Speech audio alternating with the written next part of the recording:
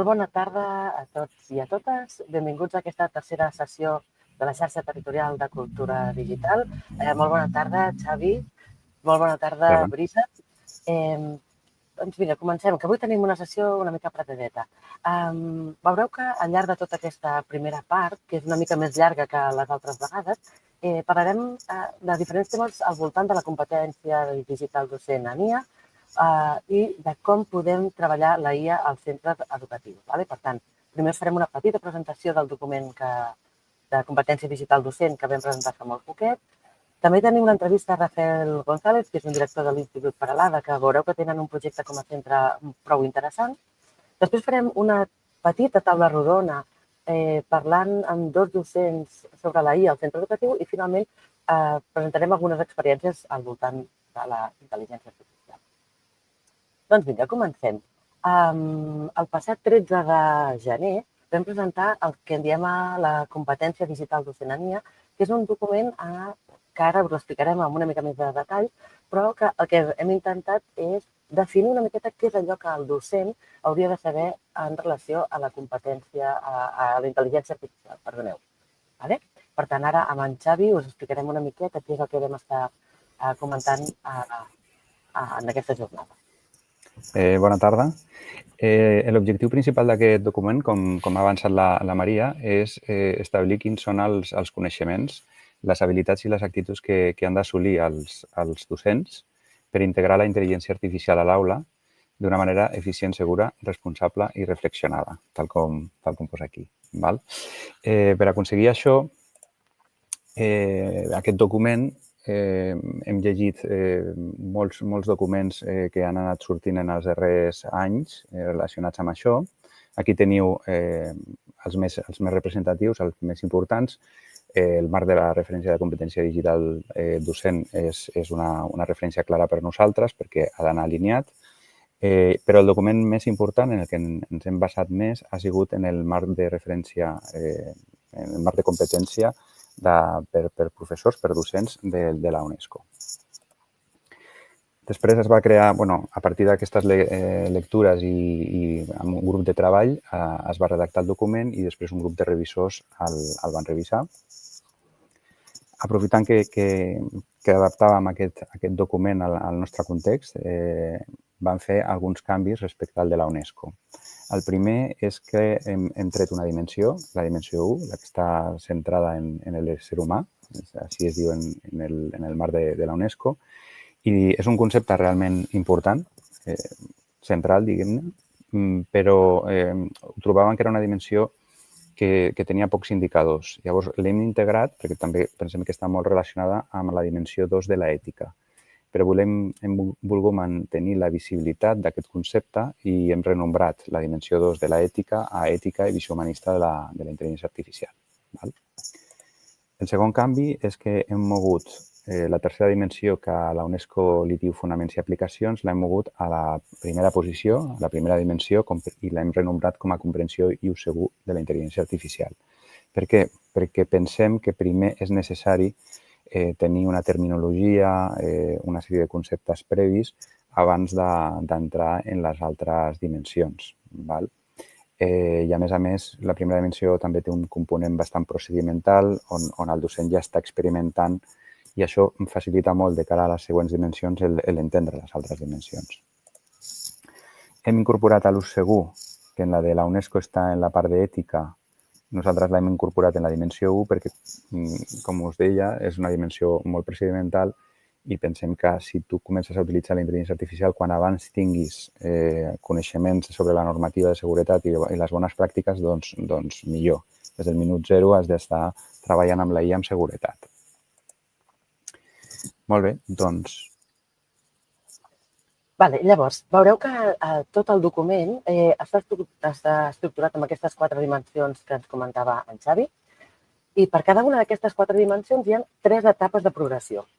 Tenim la bàsica, la intermèdia i l'avançada i cada una d'aquestes etapes està dividida en blocs. En total tenim 11 blocs que contenen més de 100 indicadors. Si us hi fixeu, està molt alineat al marc de les competències professionals docents i al marc de les competències lingüístiques. Per tant, seria l'A, el B i el C, que coneixem segurament més, doncs segueix el mateix esquema. D'acord? Llavors, a l'etapa bàsica, en aquesta primera etapa és una etapa molt exploratòria, on els docents utilitzaria a títol individual. És una etapa que de moment encara no l'estem implementant a la classe i el docent el que fa és utilitzar-la per preparar-se en les sessions o per buscar materials o per crear activitats, però és molt incisiu. La segona és l'etapa intermèdia, en què ja tenim una mica de coneixement de com funciona la IA, per tant, ara és el moment d'integrar-la a l'aula i compartir tots els avenços així més personals, més d'aula, amb la resta de companys. I finalment tenim l'etapa avançada, que el que s'espera del docent és que es converteixi en un referent dins el seu centre, fent formacions internes, creant recursos per compartir amb comunitats, al NUR, per exemple, o en altres comunitats docents. D'acord? Vale.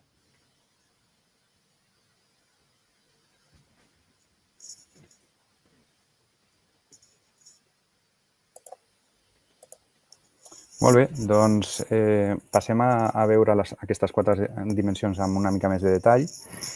La primera dimensió és comprensió i ús segur de la IA. Aquí el que volem és que el docent comenci a interactuar amb la intel·ligència artificial, però encara, com que no hem vist les altres dimensions, les de l'ètica, pedagogia i desenvolupament professional, especialment la d'ètica i pedagogia, encara no pot entrar a l'aula. No podem integrar aquesta intel·ligència artificial a l'aula.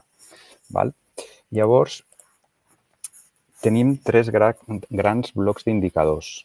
El primer bloc és la comprensió de la intel·ligència artificial. És important que els docents sàpiguen com funciona, tinguin unes nocions de com funciona la intel·ligència artificial, una terminologia, perquè això ens permet conèixer també les seves limitacions. Si nosaltres sabem que la intel·ligència artificial treballa de manera o té un component bastant fort probabilístic, doncs podem fer-nos una idea i que, a més, les dades s'agafen de dades humanes d'internet i que poden ser dades que no són correctes, doncs d'aquesta manera ràpidament entendrem que la sortida, el que ens dona aquesta intel·ligència artificial, els resultats que ens donen, no necessàriament han de ser correctes i fiables.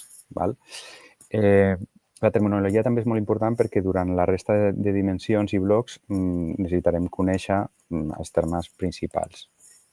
El segon bloc és l'ús de la IA. Aquest és el bloc més divertit en el que el docent comença a interactuar, a escriure prompts, a afinar, a seleccionar i després, molt important, sap quines són les millors eines per a segons quina tasca. Depenent de la tasca, no tot s'ha de fer amb ChatGPT, sinó que hi ha altres tasques que és millor fer-les amb altres intel·ligències artificials. I, per últim, el tercer bloc és l'ús segur de la IA. Aquests 2 blocs, l'ús de la IA i l'ús segur, estan molt interrelacionats. Els hem separat perquè per nosaltres és important que la seguretat tingui el seu espai, però en realitat, per exemple, en els cursos de formació que tenim previst fer, es treballaran conjuntament. Aquí és molt important conscienciar als docents de la importància de fer un ús segur i responsable. El docent ha de conèixer la normativa bàsica de com fer-lo servir i aquí també treballarem les bones pràctiques. La segona dimensió és la que anomenem ètica i visió humanista de la intel·ligència artificial. Si us fixeu a la portada del document, que és aquesta espiral que té aquest punt orgànic i per a la vegada artificial, és el que hem intentat buscar. És una espiral bonica que ens pot fer pensar en universos, que la intel·ligència artificial pot crear i crearà, però a la vegada també dona una mica de vertigen. O sigui, ens fa pensar que la intel·ligència artificial, depèn de com, també comporta una sèrie de riscos. I per saber com utilitzar-la de manera segura i responsable, tenim una eina, que és una eina de la filosofia, que és l'ètica, que ens diu el que està bé i el que està malament, el que hem d'utilitzar, com podem utilitzar les eines de manera responsable. I llavors hi ha 7 principis. Això ho hem tret de l'Observatori d'Ètica en intel·ligència artificial de Catalunya. Tenen un model, el model PIO, que estableix aquests 7 principis ètics, no ens entretenem gaire. Només destacarem el principi que un dels més importants per nosaltres, que és el d'autonomia. Autonomia vol dir que treballarem, sempre que treballem amb intel·ligència artificial, hem de treballar tenint en compte que som nosaltres els que portem el lideratge, diguem-ne, o la supervisió de tot el que s'està fent, els que marquem el rumb. I bueno, en aquesta dimensió tenim 3 blocs més. El primer bloc és l'agència humana. És el concepte que s'entén, és el concepte específic que s'utilitza en intel·ligència artificial per dir que l'ésser humà és el que està realment pilotant tot això. Microsoft té una intel·ligència artificial que segurament no és la millor, però sí que té el millor nom, que és Copilot. No? I aquí el concepte és precisament aquest. El que pilota l'avió, el que marca el rumb és l'ésser humà, però després la intel·ligència artificial ens ajuda a fer que el camí sigui més còmode. Hem de preservar aquesta autonomia, l'autonomia tant de l'alumne com del docent, i no delegar i que tot ens ho faci la intel·ligència artificial. El contrari a l'autonomia és la dependència, i hi ha 2 riscos molt importants associats a la intel·ligència artificial, que és la dependència cognitiva, que ens acostumem a que tot ens ho faci la IA, i la dependència afectivo-emocional, que això també estan advertint que cada vegada més, sobretot els adolescents, els joves, pregunten més coses a la intel·ligència artificial relacionades amb coses personals, íntimes, emocionals, i això no pot substituir una interrelació humana amb amics, família, psicòlegs, etc. Després, el segon bloc és la comprensió crítica. És important que els docents entenguin que la intel·ligència artificial ni és infal·lible, com hem comentat abans, perquè comet errors, i tampoc és neutra, en el sentit de que té molts biaixos derivats de les dades. Les dades són generades per humans que tenen els seus biaixos, i llavors no podem pensar que el que surt allà és totalment equidistant, neutre i sense aquests biaixos, i també una certa ideologia o una ideologia, perquè això està creat per empreses que tenen els seus interessos ideològics i comercials. Tot això també el docent ha de ser molt conscient i advertir als seus alumnes. I per últim tenim un tercer bloc on posem tota la resta de principis ètics, perquè aquests 2 blocs anteriors, l'agència i la comprensió crítica, estan relacionades amb l'autonomia. Vale.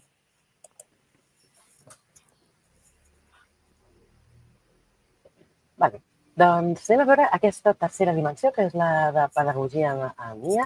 En aquesta dimensió, el docent ja coneix la IA com funciona, com pot servir d'una manera segura i ètica, com ens comentava ara el Xavi. I el que se li demana o que fa el docent és analitzar quin és el valor afegit que té la intel·ligència artificial en el procés d'ensenyament i aprenentatge. I si escau, la integra de manera coherent, ètica i responsable en el disseny d'activitats, de materials, itineraris personalitzats, en l'avaluació competencial i, sobretot, en la presa de decisions informades, orientades a la participació, a la inclusió, la personalització de l'aprenentatge. D'acord? Quins són aquests 3 blocs que tenim en aquesta dimensió? El primer és el de la pràctica docent. El docent utilitza la IA, com dèiem, en el disseny d'aquestes propostes que afavoreixin un aprenentatge actiu i fomentin l'agència de l'alumnat, que també ens ha comentat una miqueta en Xavi. I sempre, i és una de les feines que tenim com a docents, aquestes han d'anar orientades i alineades amb els objectius d'aprenentatge. El segon bloc, és el de la personalització de l'aprenentatge. Aquí, de moment, el docent utilitza la IA per generar materials i recursos que ajudin a minimitzar les barreres i a donar resposta a la variabilitat en l'aprenentatge de l'alumnat, de la manera d'aprendre que té l'alumnat. I si heu vist, he rigut una mica i he subratllat el de moment, perquè sabeu que en l'àmbit de la personalització de l'aprenentatge associada a la IA, sovint hi ha el que nosaltres en diem falses promeses.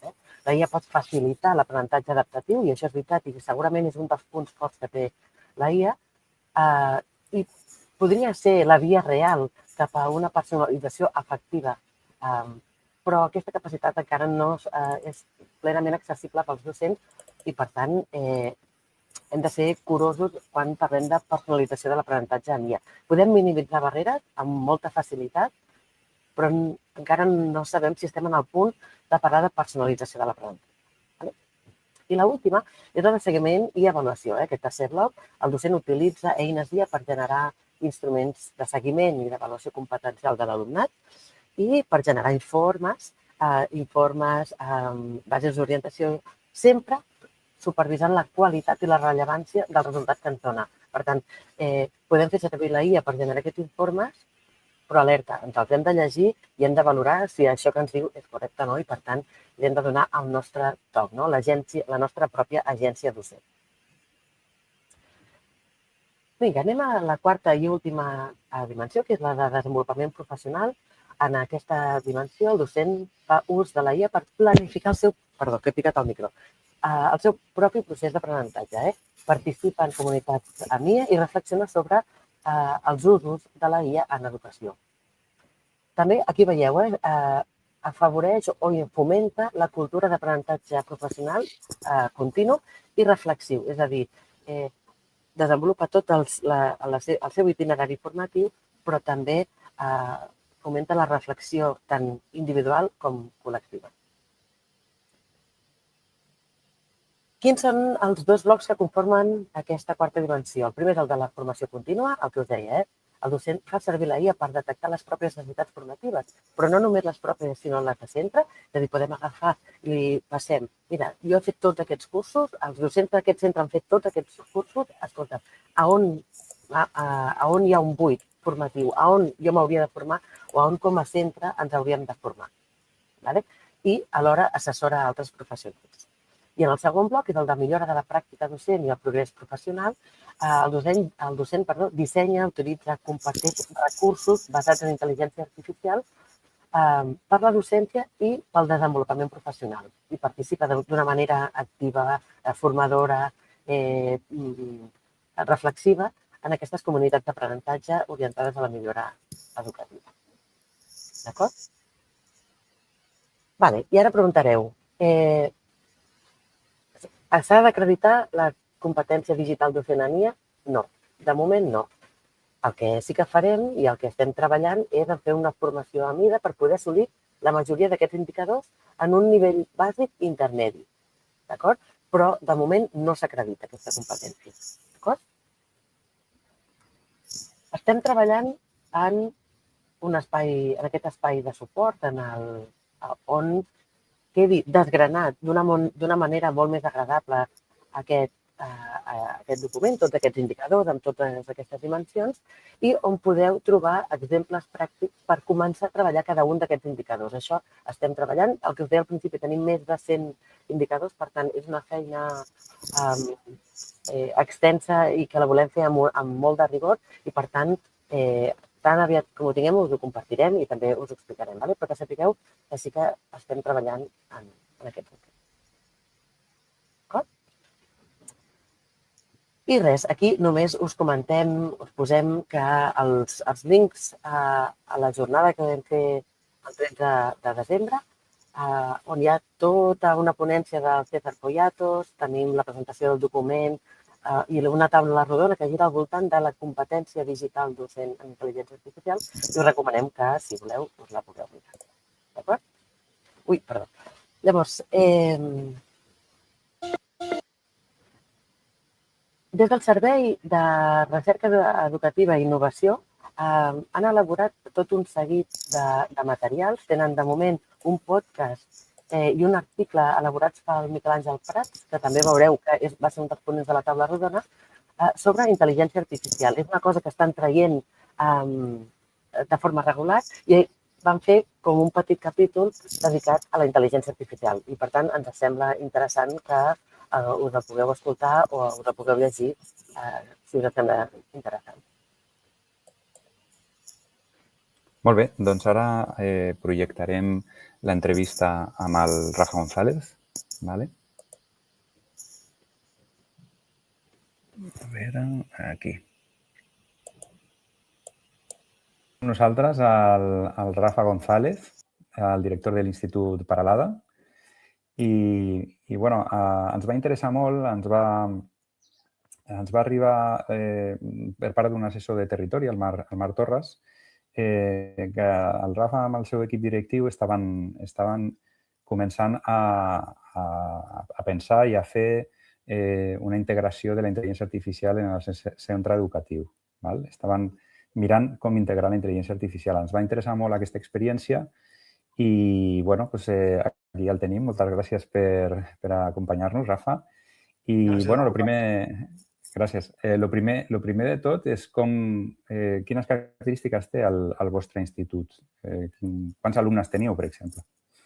El nostre institut és un centre de dues línies d'ESO, tenim uns 240 alumnes. És un centre molt recent perquè és el nostre 6è curs i ara mateix la perspectiva és aquesta, tenir les dues línies d'ESO. Anteriorment havia estat dirigint l'Institut Oliva Gran de Figueres, unes característiques molt diferents perquè un centre amb 200 alumnes, ESO, batxillerat, batxibac o l'escola d'hostaleria. Per tant, característiques molt diferents i reptes també bastant diferents. Molt bé. I d'on parteix la idea d'integrar o de començar a veure com de manera transversal, que això és el que ens interessa molt, com integrar la intel·ligència artificial en el vostre centre? Parteix d'un fet concret, d'una situació, o és més una reflexió global en el que esteu treballant amb intel·ligència artificial com a docents i us doneu compte que això... D'on va partir? Clar, això era com una inquietud que hi havia general entre docents, l'equip directiu. De fet, a les últimes festes de final d'etapa, la broma era que molts alumnes havien obtingut el graduat gràcies al ChatGPT i teníem aquesta inquietud de què havíem de fer, no? I tot ens van convidar a l'escola d'estiu ICAT sobre IA a fer un taller de liderar el canvi. Nosaltres no érem experts en aquell moment d'ella, continuem sense ser-ho, però sí que és veritat que en aquelles sessions vam veure la necessitat de fer una integració global. Van començar a sortir els aspectes ètics, la complementarietat, l'ús, les repercussions que podia tenir l'aprenentatge. Vam dir, ostres, això no podem deixar-ho en mans de l'atzar. I una miqueta ens trobàvem que tothom estava fent servir l'IA de forma clandestina. Els docents, els alumnes, fins i tot jo mateix com a director, no? I deien, aquí hem de posar una miqueta d'ordre i fer com una espècie de contracte social entre nosaltres de per què volem fer servir la IA, com la volem fer servir i quan. I que això sigui compartit, no? I tenim molt en compte els aspectes ètics, legals i, sobretot, aquesta implicació que té amb el canvi de com afecta l'aprenentatge de l'alumnat, perquè no us oblidem que el nostre objectiu, tot allò que fem en el centre, sempre és per millorar l'aprenentatge de l'alumnat. I una qüestió és que jo com a director pugui fer servir un dia una eina d'intel·ligència artificial per fer un escrit i una altra cosa és com apliquem la IA perquè els alumnes aprenguin, més enllà de que puguin fer una redacció que sigui brillant, que hagin après a fer una redacció, encara que no sigui tan brillant com la podríem fer amb la IA. I com integrant tot això de forma global entre tots els docents, l'alfabetització que havien de fer amb l'alumnat, amb els docents i amb les famílies. Amb les famílies també. Vale. Ens pots concretar una mica més aquesta integració, aquest projecte que teniu, que el voleu posar dintre del projecte educatiu de centre? Quins eixos té, quines fases, una mica què teniu previst? Nosaltres aquí ens vam plantejar que al final volíem fer com un pla d'acció, un protocol d'ús de la IA en el centre i això, si ho fa una persona, ho pot fer en poc temps, però no era la idea, perquè el que volíem és que fos consensuat i més enllà de les polítiques, de les directrius que pugui haver-hi, sinó contextualitzar-ho al nostre centre per el nostre context i el tipus de docent i el tipus d'alumnat. I a més, veiem la necessitat de que els docents se'l fessin seu. D'aquí va sortir, nosaltres tenim una estructura que diguem equip d'experts que treballen diferents temes. Tenim un que treballa l'avaluació formativa, un altre que treballa la gestió d'aula i farem un grup que treballarà la IA. I aquest grup és força divers. Quasi tots són els caps d'àmbit, des de llengües, mates, ciències, d'educació física, alguns amb més experiència o menys experiència amb la IA. De fet, tothom coneixia el ChatGPT, no gaire més, quan van començar, i es van plantejar aquest grup hauria de dissenyar com volem implementar la IA en el centre. Aleshores, aquí vam fer diferents fases, que són les que estem ara a mig camí, de primer analitzar una miqueta quins són els riscos i les oportunitats de la IA, sobretot en el nostre centre, un centre en què tothom té accés a dispositius digitals, a internet, que pràcticament tot l'alumnat utilitza la IA i els docents també. Analitzar una miqueta, i aquí ens va ajudar molt l'Observatori d'Ètica d'Intel·ligència Artificial de la ODG, OEA, l'ètica, els principis que volíem implementar a l'hora de sostenibilitat, de transparència, d'equitat, de seguretat. El tema de protecció de dades ens amoïna força perquè estem tractant amb menors. I vam analitzar tots aquests i vam fer els nostres 7 punts basats en el model PIO de quins eren els principis ètics d'ús. Després vam analitzar una miqueta perquè tothom entengués com està funcionant la IA, què significa tot el CLLM, aquest tema de com funciona la IA per nosaltres saber-ho aplicar amb les activitats d'aprenentatge. Aquí els docents van tenir forces sorpreses perquè molts estan utilitzant però sense gaire consciència i sense gaire reflexió. I ara estem en el punt d'una miqueta quins serien els rols i la responsabilitat de cada un dels agents. Des de l'equip directiu, l'equip IA, que nosaltres volem dissenyar, els docents, l'alumnat i les famílies, perquè pensem que les famílies també s'han d'implicar en aquest canvi. I el següent pas, que és el que tenim dissenyat per les properes setmanes, és com integrem la IA a les activitats i ens posem una miqueta d'acord en on fiquem la IA. I aquí encara estem amb el debat. Si hem de fer, com fem l'alfabetització de l'alumnat, tenim la dificultat primer i segon d'ESO, que sabem que no poden utilitzar la IA, l'altra cosa és que la utilitzin ells, però nosaltres no els podem donar peu a que la utilitzin, com fem aquesta alfabetització i a tercer i quart. I com les anem integrant en les diferents matèries amb aquests objectius d'aprenentatge. I aquí un paper important per nosaltres és com canviem l'avaluació, perquè aquí si moltes vegades la clau de l'avaluació és el producte final i el producte final el poden fer amb IA, els alumnes, doncs com fem aquest canvi? És veritat que havíem fet alguns passos, havíem fet formació i algunes estratègies d'avaluació formativa, però això accelera tot aquest procés. I al final nosaltres el que voldríem tenir és aquest protocol, fins i tot dissenyar quina és la formació per als docents, com integrem en el currículum la IA i després quines accions fem amb les famílies, aquesta ajuda amb les famílies, aquesta reflexió, una mica que les famílies. Vale. Llavors, el que entenc és que la part de les activitats a classe o integrar la IA a classe, això ho teniu previst per al curs vinent, diguem-ne, o durant aquest curs ho treballareu, no? Aquesta comissió o aquest grup està relacionat amb la comissió digital, hi ha integrants, o és diferent buscant perfils específics d'IA o com ho... Hi ha el coordinador digital, per una qüestió de... Bueno, aquest estan en tots els fregaus, pobres, sí. Era com de forma natural, però més enllà del digital, nosaltres aquí buscàvem més l'àmbit pedagògic, de com integràvem la intel·ligència artificial a nivell pedagògic, buscant aquesta que fos per enriquir l'aprenentatge de l'alumnat, posar la IA en funció de l'aprenentatge de l'alumnat.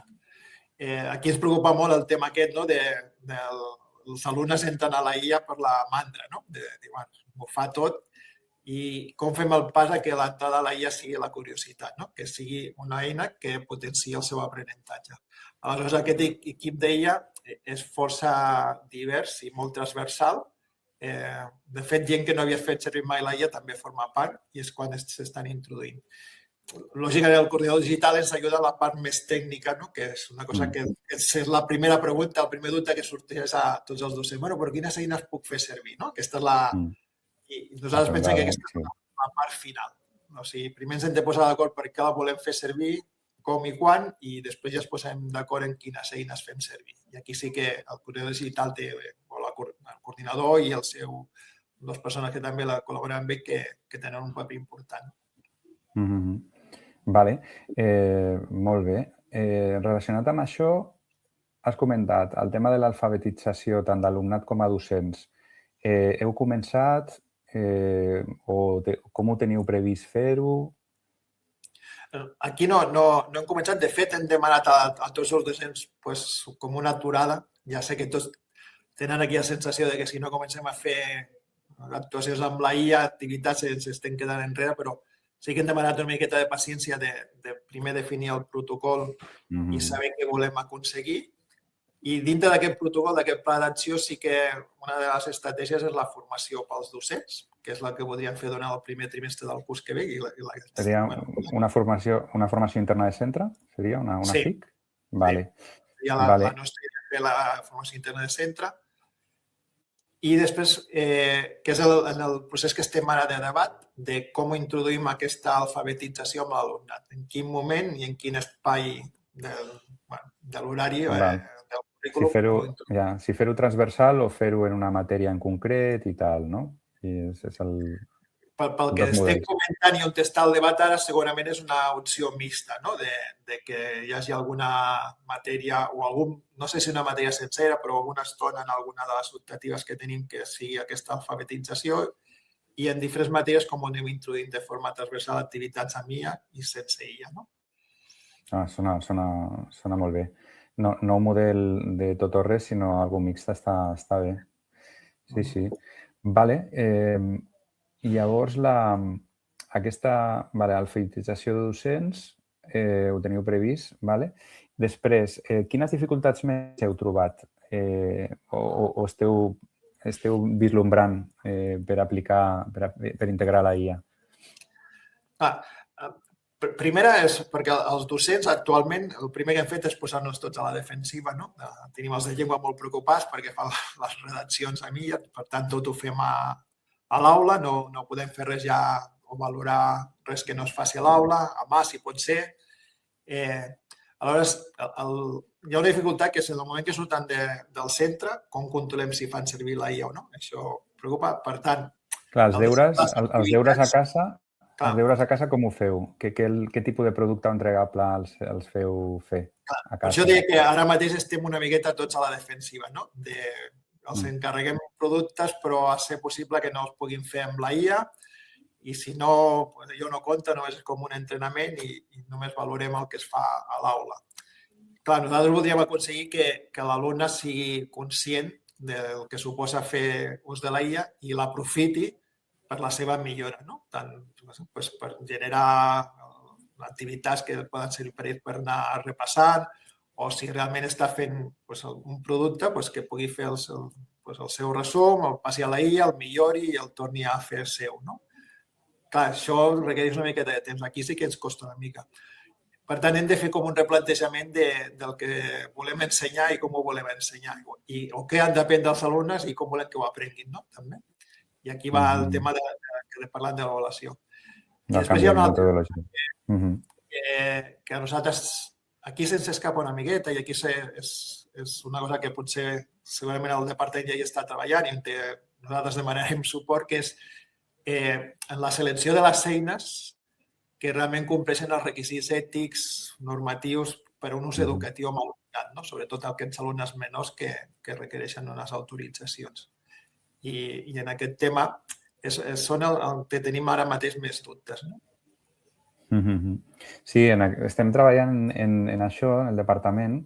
Jo crec que aviat hem d'actualitzar el document d'orientacions i aquí sí que donarem algunes indicacions de les eines més populars, el nivell de confiança o el nivell de compliment ètic o que considerem compliment ètic. Això també ho hem de mirar bé, perquè moltes vegades és com una mica farragós totes les condicions i ja t'ho compliquen bastant perquè no acabis de veure exactament, però en això estem treballant i som conscients de que és una necessitat. Seria ideal que el departament digués aquesta eina o aquesta altra o aquesta sí, aquesta no, però això no és trivial i estem treballant en això.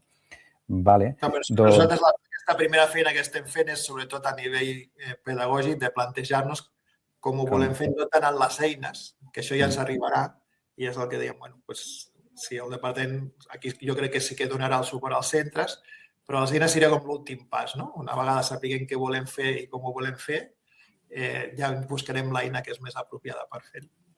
Una cosa que ens va interessar molt també, el tema de les famílies. També considereu bastant important que les famílies siguin conscients i m'imagino que d'alguna manera per controlar o dosificar una mica l'ús de la intel·ligència artificial a casa.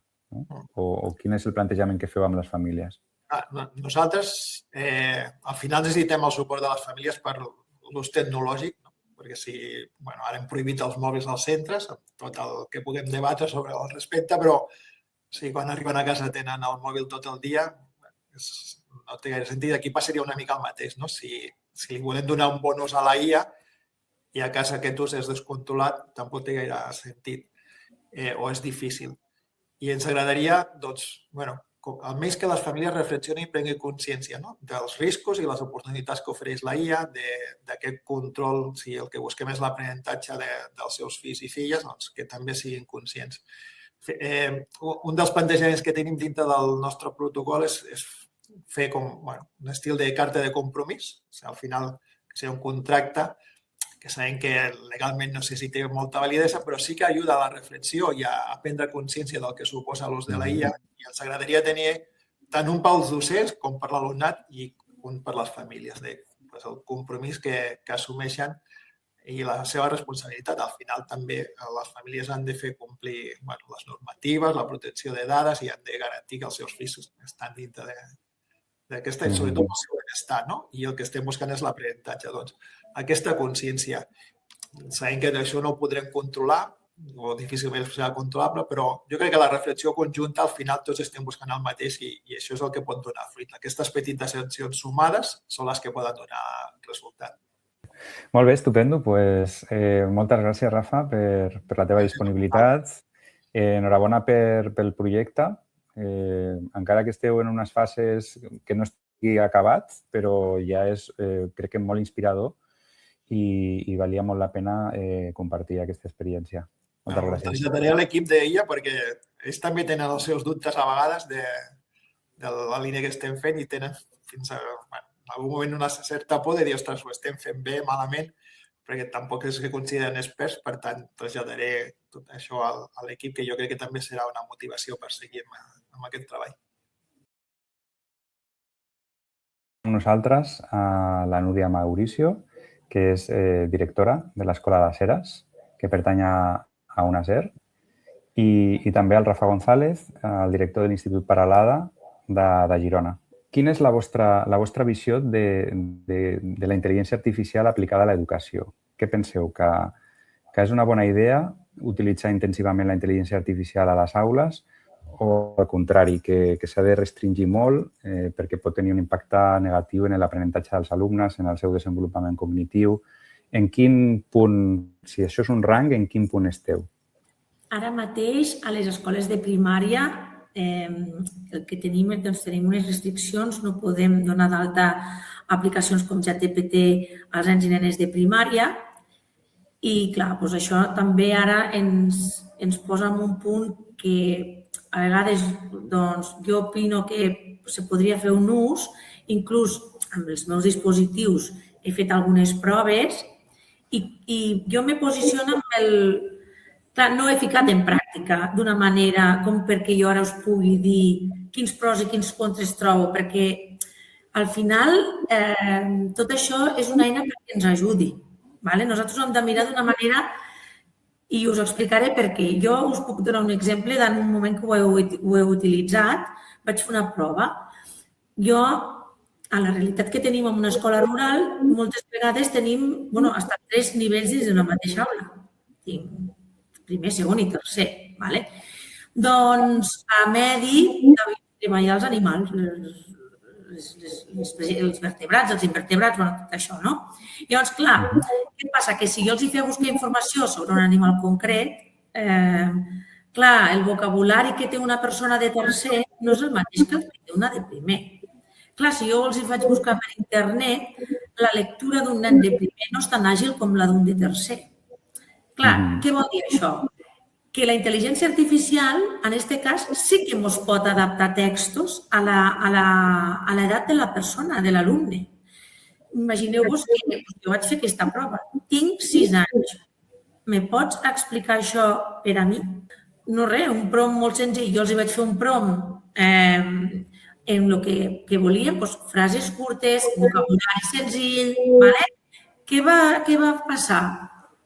Doncs que jo us puc dir que això va ser una experiència molt positiva de cara a l'alumnat perquè veia que el que buscava ho entenia i ho podia aplicar i ho podia utilitzar.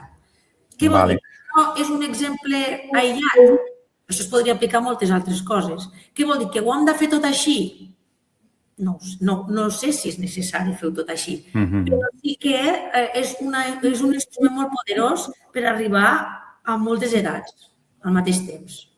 Vale. O sigui que ara mateix a primària, com que hi ha la limitació, la restricció de que no es pot fer servir, amb l'alumnat de moment no es plantegen activitats on l'alumnat sigui autònom amb la intel·ligència artificial, però tu sí que ja estàs agafant per crear materials, l'estàs utilitzant bastant habitualment, no? Diguem-ne, com el que comentaves, no? Per personalitzar o per adaptar aquests materials als nivells d'edat, sobretot en el vostre cas, no? Però no només personalitzats per les necessitats, sinó la seva realitat.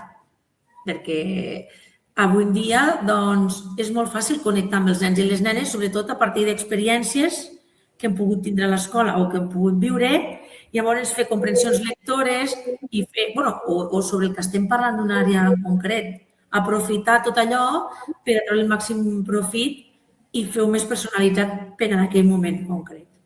Vale, o sigui, a part d'adaptar-ho per nivells, també ho adaptes temàticament, no? Doncs heu estat... Vale. Molt bé. Doncs, Rafa, tu com ho veus? Ets superentusiasta de la IA o, al contrari, ets contrari i no la utilitzaries amb moltes reserves? Com ho veus? Clar, jo soc realista i nosaltres tenim un altre tipus d'alumnat dels 12 als 16 anys, a més amb la frontera entre mi i els 14, no? De 12 a 14 que són un tractament i de 14 a 16 un altre perquè aquí ja podem utilitzar la IA. Jo soc partidari de la IA perquè la IA és present a tot arreu i per tant l'hem d'incorporar a l'educació, amb els alumnes, als centres educatius. Si ens centrem en el tema de l'aprenentatge de l'alumnat, clar, aquí nosaltres vivim aquesta... De 12 a 13 no poden utilitzar-la, de 14 a 16 podem fer activitats en què els podem dir que utilitzin la IA amb tots els permisos que calgui. El que és cert és que el nostre alumnat tots a la butxaca porten la IA. Per tant, per ells és molt fàcil l'accés a qualsevol eina d'IA i bàsicament ChatGPT per ells, i el que diu ChatGPT, això és la veritat. Aleshores, els centres tenim aquesta responsabilitat, els hem d'alfabetitzar i que és, si no som nosaltres, difícilment la societat o les tecnològiques ho faran. Per tant, aquí tenim una responsabilitat i això hem de veure com ho implementem. Ara estem en un moment d'incertesa en què els alumnes la fan servir, nosaltres estem a la defensiva, tot el que no facin a l'aula, que ho facin en paper. Avui dia fer boli i paper, si és en un sentit, està bé. Si és per anar contra la IA, no sé si està tan bé. Aleshores, ens hem de plantejar com la volem utilitzar, com l'hem d'incorporar, què volem que aprenguin, què necessiten aprendre. I això ens farà canviar moltes metodologies. A més, això és una disrupció molt gran en el món educatiu perquè fins ara durant molts anys o segles quasi ens havíem basat en la producció, no? Aprenentatge a partir de la producció. Si has de fer un resum, fes un resum. Si has de fer una redacció, fes 4 redaccions i l'anem millorant. I és clar, el producte ara l'obtenen fàcilment amb la IA sense ells haver fet cap esforç cognitiu. Aleshores, el que hem d'evitar és que passi que un docent prepara una activitat amb IA, l'alumne la fa amb IA, el docent l'avalua amb IA i aquí tots fem veure que hem fet una activitat d'ensenyament-aprenentatge i ningú ha après res. I això és el que hem de posar, no sé, ens hem de posar d'acord i hem de canviar moltes coses. I per això cal, més enllà de que un docent pugui utilitzar la IA amb molt de sentit o que un alumne en concret la utilitzi, això ha de ser una feina col·lectiva de centre o de sistema i posar-nos d'acord on la volem fer perquè serveixi la IA com una eina més per potenciar l'aprenentatge i que no es produeixi una escletxa dels alumnes anava a dir bons, però bueno, els alumnes amb molta competència a mi doncs, milloren els resultats i els alumnes que ho fan servir més per la banda que em faci la feina i jo ja no haig de fer res, vagin reduint els seus resultats. Per tant, aquí sí que cal doncs, una mena de consens social entre tots de com volem incorporar la IA als centres educatius. Molt bé. Doncs no és fàcil, és un bon repte i a veure com ho fem entre tots, com tu dius, a veure com el sistema pot trobar aquí el millor camí. Val? Relacionat amb això, quina percepció té els vostres claustres, els vostres docents? Quina percepció tenen de l'ús de la IA per part de l'alumnat? Clar, els nostres docents jo crec que són molt conscients que els alumnes fan servir la IA per qualsevol cosa i ara estan una miqueta molt a la defensiva. És curiós perquè el docent sí que fa servir la IA per preparar activitats, preparar una prova o un resum, en canvi no vol que l'alumne la faci servir i es posa a la defensiva. Això té el seu sentit perquè nosaltres som professionals i ja tenim uns coneixements i segurament utilitzem la IA per millorar i la decisió final és nostra i l'alumne està aprenent. Aleshores, ara mateix la idea és de, no utilitzem la IA, mirem que les activitats que faci l'alumne fem paper i boli i ens assegurem que l'ha fet ell i no l'està acabant d'incorporar com una eina per millorar l'aprenentatge, per fer més reflexiu, per això que comentava la Núria de personalitzar els aprenentatges, que el propi alumne vagi fent el seu itinerari, amb tots els riscos que hi ha de protecció de dades, de biaixos, això som conscients de que la decisió final sempre ha de ser humana, tant per part del docent com per l'alumne quan presenta un projecte. Però ara està una miqueta a l'expectativa, amb la por de quedar-se enrere també, de si no incorporo la IA de seguida me quedaré enrere i estem en un punt així força incertesa perquè jo crec que és una disrupció molt gran a nivell educatiu, pel que comentava. Sí. Jo voldria afegir això que diu ell. A veure, jo no estic a secundària, però el que sí que veig és que, com ha dit ell, ha d'haver una entesa amb les persones que estan involucrades en secundària, sobretot, perquè si jo ara a primària ho hagués de fer servir, també m'interessaria molt de a veure a quin consens arribem, què és el que fem servir, quines preguntes, en quines situacions ho farem servir, perquè també per l'alumnat és molt important que hi hagi una bona... A veure, l'alumnat ha de saber què s'espera d'ell, en tots els sentits. Llavors, què esperen de mi amb la IA? Què he de fer jo amb la IA? Què he de desenvolupar? Perquè jo puc fer coses. Què s'espera de mi? Perquè si no fem bones preguntes, si no sabem el que volem, la IA no funciona. Vull dir, aquí ve un tema, però clar, qui l'ajuda a l'alumne a tot això? Quina full de ruta hi ha? Perquè, clar, si l'alumne se limita a fer preguntes molt planes o que es queda en la primera informació que li donen, si no contrasta la informació, a veure, qui li diu que ha de contrastar la informació? Quina supervisió hi ha de tot això? Aquí és, com bé ha dit Rafa, clar, ell és el director d'una escola, però aquí ha d'haver un consens, hi ha d'haver una mica una dinàmica de departament, de dir, a veure, com ho fem això? És on surten els dubtes amb els docents, els de llengua, que és l'exemple que tots veiem claríssim. Si nosaltres volem que facin una redacció i la redacció te la fa la IA, però clar, si tu no saps fer una redacció, no saps expressar unes idees, com pots saber si el que t'està facilitant la IA és bo, no és bo, té el to adequat i com ajuntem l'ús de la IA per l'aprenentatge? O no sé, jo si a un alumne li encarrego que em faci un esquema, jo no necessito que em faci un gran esquema, jo li demano que faci l'esquema perquè aprengui a fer un esquema. Ara, esclar, si aquest esquema el fa quasi brillant a partir de la IA, quin aprenentatge ha fet ell, no? Perquè el fer un esquema és més enllà de fer l'esquema, és agafar unes idees, és sintetitzar, és relacionar. Si l'alumne no aprèn...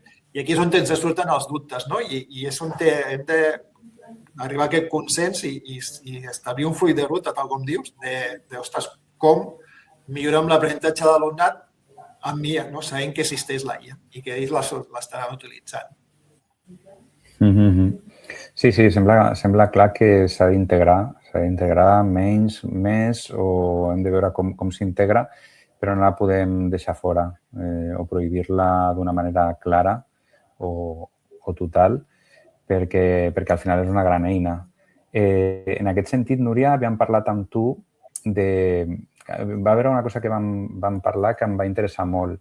Tot i que no es pot fer servir la intel·ligència artificial en primària i no està previst de moment, a no ser que s'utilitzi alguna eina molt específica i molt controlada, però amb les eines comercials que tenim no està recomanat.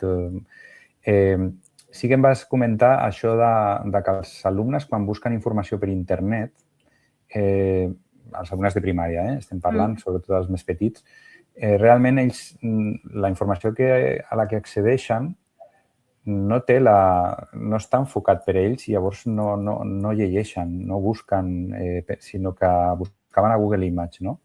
Comenta'ns una mica la teva experiència en aquest sentit i com algunes proves que has fet o algunes intuïcions que tens relacionades amb la IA, més que res encara que no sigui possible, però sí que ens permet pensar que tindria coses molt positives també pels de primària. Sí, doncs enllaçant amb el que he explicat al començament, clar, l'altre dia debatíem una mica amb Xavi de tot això clar, si els nens i les nenes han d'aprendre, han de buscar per internet perquè aquesta part de recerca d'informació se la perden, però jo li he dit, a veure, estem parlant d'edats molt primerenques, sobretot a primària. La recerca d'informació, pel que jo he observat, se limiten moltíssim a anar a imatges de Google. No van a totes les opcions, van a imatges. I quan veu una imatge que els agrada, que els entra per la vista, van a llegir el text, no al revés. Llavors, moltes vegades, l'anàlisi de si aquella d'on prové la informació, d'on l'han tret, totes aquestes coses, què passa? Si jo estic en un claustre que més o menys funciona molt unificat, anirem a una i farem tots junts. Però com que avui en dia no hi ha la classe d'informàtica, almenys a primària, diguéssim que l'àmbit digital és transversal i afecta totes les àrees, totes les persones que estan involucrades en que hi se desenvolupi aquesta competència digital hem de fer aquest treball i això, us dic ara, no es fa. M'enteneu? No es fa. La gent diu, busca per internet no sé què, ves aquí. Bueno, doncs què passa? Que jo, com que també he sigut mestre itinerant i he anat a 3 escoles, la tendència de l'alumnat és que ràpidament busca imatges de Google. Què passa amb tot això? Que jo el que m'he dedicat molt temps és a crear entorns més segurs, més fiables, perquè a mi el que no m'agrada és que perdi molt temps buscant la informació per a després no trobar res. Llavors jo creo el meu propi blog i els faig accedir al meu propi blog que jo he creat per això. Però si jo tingués l'opció de que ells poguessin entrar en un Gemini o un ChatGPT, on poguessin demanar-li, jo els pogués ensenyar com demanar-los la informació, el que necessiten saber, doncs el que estàvem parlant abans, s'adaptaria a les seves necessitats i no haurien d'estar molta estona buscant per internet i anar a imatges de Google perquè al final no llegeixen. I a mi m'interessa que llegeixin perquè al xat no hi ha imatges. Al xat han de llegir el que hi ha. Sigui curt, sigui llarg. Li poden demanar de 5 línies o li poden demanar de 10. Però si ells han de fer alguna cosa, ho hauran de llegir. M'entens? És interessant per la lectura, perquè si no se queden en qualsevol cosa, copien, enganxen, no es llegeixen el que i ja està. Sí. Perquè hi ha moltes paraules, és un tema de vocabulari. Si ells van a un lloc, copien, perquè moltes coses no les entenen. I després els dius, però tu has entès el que estàs copiant? No, però com que era bonic i estava posat... Saps? Clar, si vas al ChatGPT, potser és més... Bueno, dic xat com dic qualsevol programa de recerca d'aquests, en el sentit de que potser si el vocabulari és més amable i és més entenedor per ells i elles... Clar, perquè li pots definir... Perquè li pots definir, soc un alumne de... Clar, soc un alumne de... Tornem a les normes, tornem al propòsit, no? Que clar, s'ha de dir molt bé. però bueno. Sí. És que, clar, per als alumnes de secundària és diferent, perquè ells, per exemple, el contingut que poden llegir a Wikipedia, l'entendran, fonamentalment l'entendran bastant bé, la majoria, amb comprensió lectora, a secundària més o menys ho entendran, però, clar, a primària moltes coses no les entenen, ni tan sols de la Wikipedia.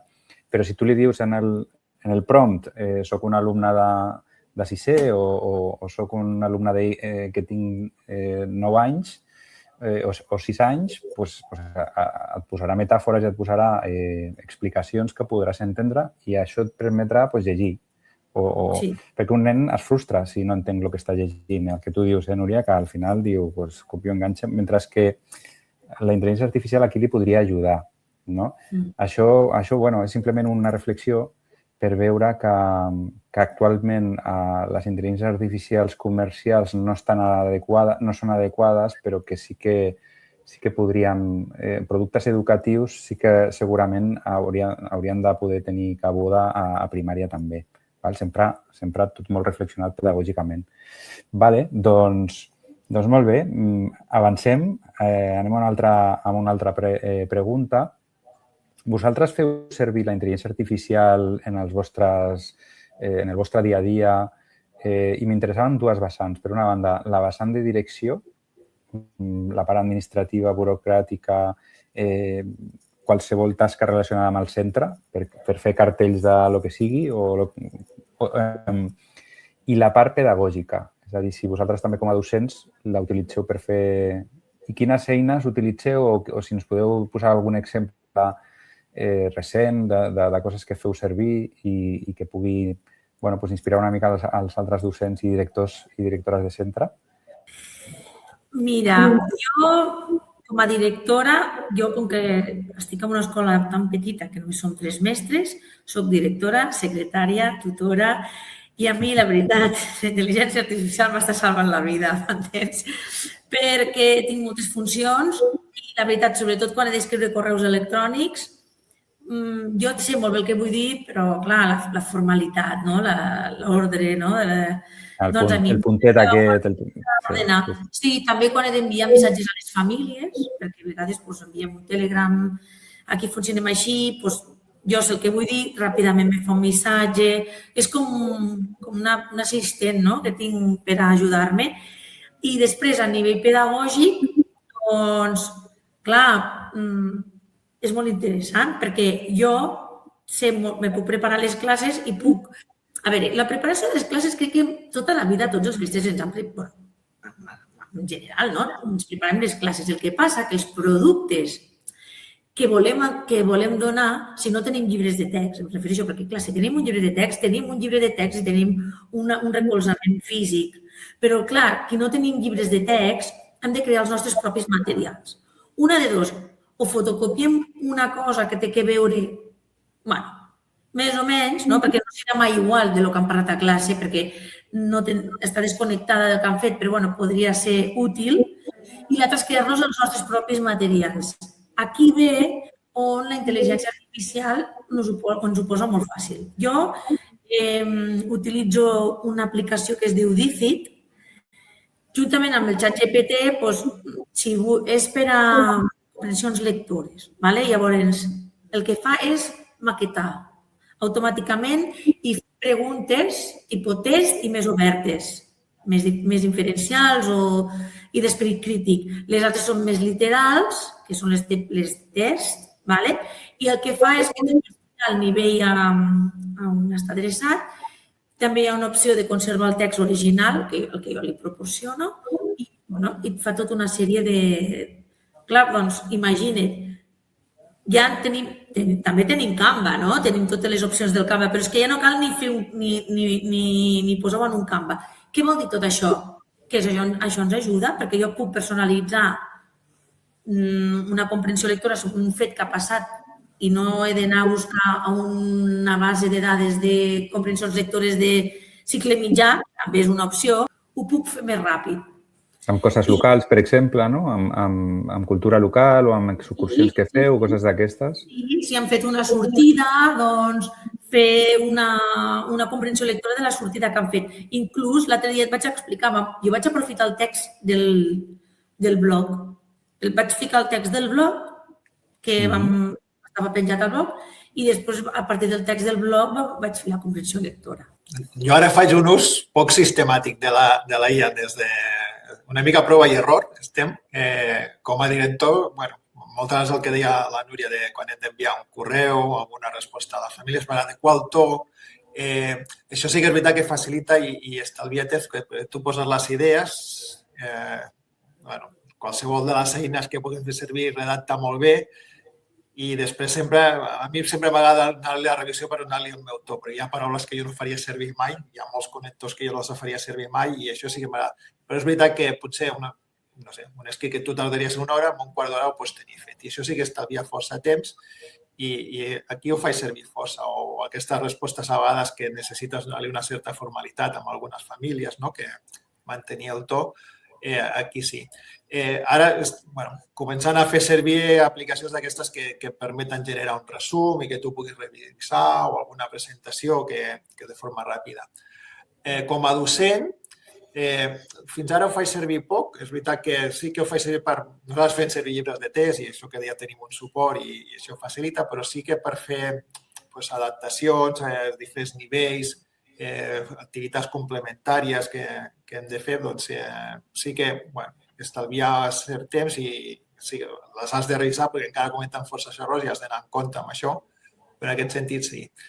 Altres docents sé que ho fan servir també com, això, el que deies tu, per fer cartells, per fer coses més visuals o targetes d'aquestes a vegades per fer muntar algun lloc que ho estan utilitzant. Però jo crec que de moment ho fem servir de forma molt poc sistemàtica i no acabem d'aprofitar totes les possibilitats que tenim. Segurament estem en aquell període de prova i error i una mica encara amb l'expectativa de què ens pot ajudar.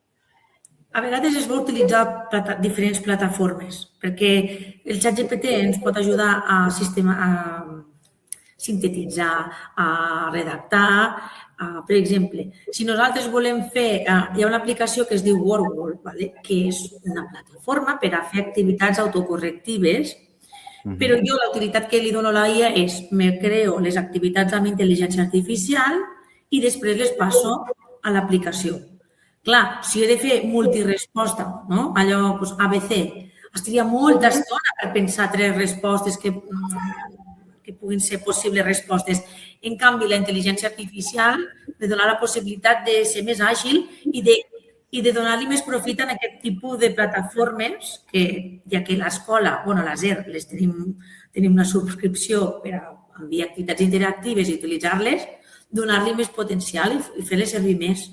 Perquè, clar, el contingut, a vegades és el tema del contingut, de passar temps buscant el contingut, però si el contingut el tenim amb rapidesa, doncs podem...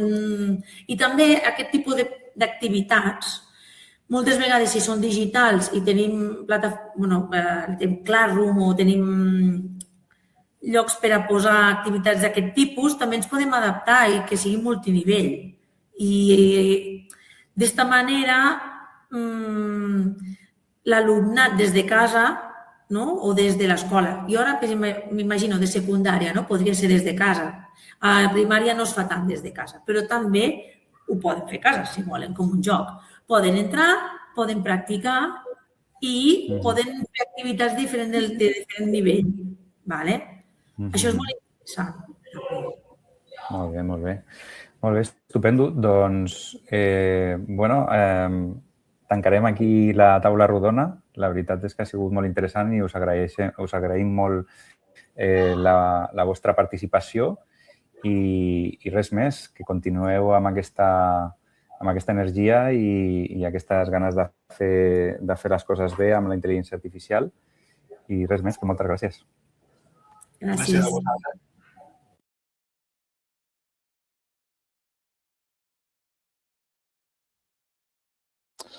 Doncs després de veure aquesta taula rodona amb 2 directors d'escoles ben diferents, una molt petita i una molt més gran, i després de veure tot el marc teòric inicial, us volia explicar molt breument 5 experiències relacionades amb la intel·ligència artificial de docents que les han posat a la xarxa NUS. D'aquesta manera, la primera, titulada Chatbots, assistents per a l'avaluació, és del Cristian Negre. El Cristian, amb un vídeo de 10 minuts, que està penjat, com dic, a la xarxa NUS. Aquí baix teniu l'enllaç al fil, al seu article, al seu vídeo de 10 minuts. Explica en 2 parts. Primers 5 minuts explica el que ha fet, que és un chatbot fet amb GEMS, que és la part de Gemini que pot crear una mena de... El que a OpenAI es diu ChatGPT, doncs GPTs, perdó, aquí es diu GEMS, i llavors amb aquest GEM avalua els coneixements sobre l'art del renaixement. Ell explica molt bé com crea aquest GEM i després com crea pedagògicament i després com crea tècnicament al final, la segona part del vídeo, com crear tot el prompt per generar-lo. La segona experiència és del Juanjo de Haro, que ens explica l'escriptori digital a través de bytecoding, que sabeu que és a través del llenguatge natural crear un programari o una aplicació. Ell ha generat un escriptori de tal manera que hi ha moltes característiques, a través de l'enllaç ho podeu veure, té nous idiomes, accessibilitat, mida de text més gran, més petita i un bloc de notes, i dintre del seu espai el podeu descarregar i fer servir. Tot això fet amb bytecoding, que ho va explicar ell molt bé, llenguatge natural. El Marc Goodell ha fet 2. La primera és gestió de substitucions, li diu Substitution, i llavors el que fa és una aplicació pels equips directius, cap d'estudis o director, per gestionar les substitucions dels docents. D'aquesta manera pots cercar docents dintre del seu horari, horaris, i assignar altres docents per la falta de docents. Amb l'article ho teniu. La quarta també és del Marc, li va agradar i va dir que la primera estava molt bé, va tenir molt d'èxit, llavors ha fet una segona sobre un gestor de guàrdies, en aquest cas de patis. I llavors crea una aplicació on la podeu fer servir per gestionar les guàrdies de pati. Totes aquestes aplicacions estan relacionades amb la intel·ligència artificial i són descarregables des dels enllaços on podreu veure els autors, la seva explicació i fer-les servir. I per últim, pugem una mica al nivell, el Xavier Belanche ens explica a través d'una màquina local, amb una GPU que suporta un llenguatge d'intel·ligència artificial local, com crear un entorn on crear, a través d'imatges, crear vídeos i crear entorns, imatges en 3D, a través d'aquests fluxos que podeu veure aquí. Interessant per docents que es dediquin a la part de visual, doncs hi podeu fer un cop d'ull, és un vídeo una mica més llarg, una mica més tècnic, de 16 minuts, però igualment interessant. Són 5 experiències que estan penjades al NUS i ho volíem, com una part pràctica, us volíem explicar aquí i teniu els enllaços, si busqueu al NUS el títol ho trobareu, i volia explicar-vos aquí per poder que ho poguéssiu aplicar vosaltres a l'aula. I ara la Maria ens farà la despedida. Doncs sí, moltes gràcies, Rafa, i moltes gràcies també al Rafa i a la Núria per aquesta estona de conversa que han tingut. I res, ja heu vist que avui el que hem dedicat una primera sessió comuna més llarga del normal per donar punts de vista diferents sobre la intel·ligència artificial en educació, és a dir, des d'un document que hem publicat fins a experiències de 2 directors que estan pensant, reflexionant com introduir-la en el seu centre, i tots aquests docents que ens ha explicat ara en Rafa, que van treballant i que ho comparteixen al NUS. Per tant, creiem que ha quedat una sessió força rodona. D'acord? Doncs, per no allargar-nos més, si us sembla, acabem aquesta part comuna i ens n'anem cadascú a la part de les subxarxes, tant de les comissions digitals com de les comissions digitals de centre. Sí, Rafa? Et sembla bé? Em sembla perfecte. Pris, et sembla bé tu també? Sí? Doncs vinga. Bona tarda i cadascú cap a les subxarxes corresponents. Moltes gràcies.